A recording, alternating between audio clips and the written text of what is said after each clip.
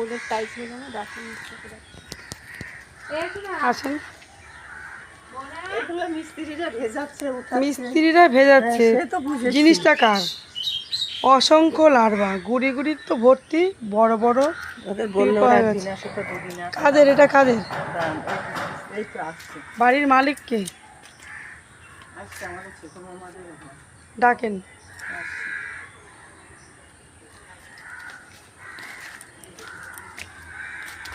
ওরা চলে গেছে মিস্ত্রিরা। ওই গামলাটা কার? আপনার। ভালো কথা। জল জমেছে দেখেছেন? এখন ডেঙ্গু সিজন, বর্ষাকাল। দেখেন মিস্ত্রিদের বলছি আমি, সেদিনকেও অসংখ্য লার্ভা গিজ গিজ করছে, আমি একটা হাতা তুলেছি।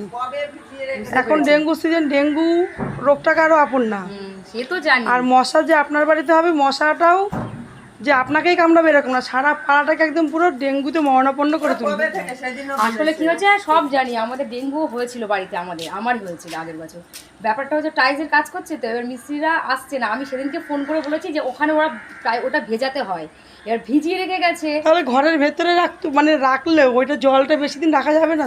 হ্যাঁ, এবার আসছিল না, তারপরে এবার এসছে, যেমন আজকে কাজ করতে এসছে। এবার আমি ওদেরকে জিজ্ঞাসা করবো যদি হয় তো। আমি সেদিনকে রাজুদাকে ফোন করে বলেছি যে ডেঙ্গুর লাভা জমে গেছে, ওটার ব্যবস্থা করবেন। আসেন, কে আসবে? আসেন, ডাকেন বাড়িতে, ডাকেন। ওটাকে ফেলতে হবে। আসেন, ওই গামলাটা পরিষ্কার করতে হবে। আরও তো ফাঁকা আছে। কে করবে? আপনার বাড়ির লোক আসেন।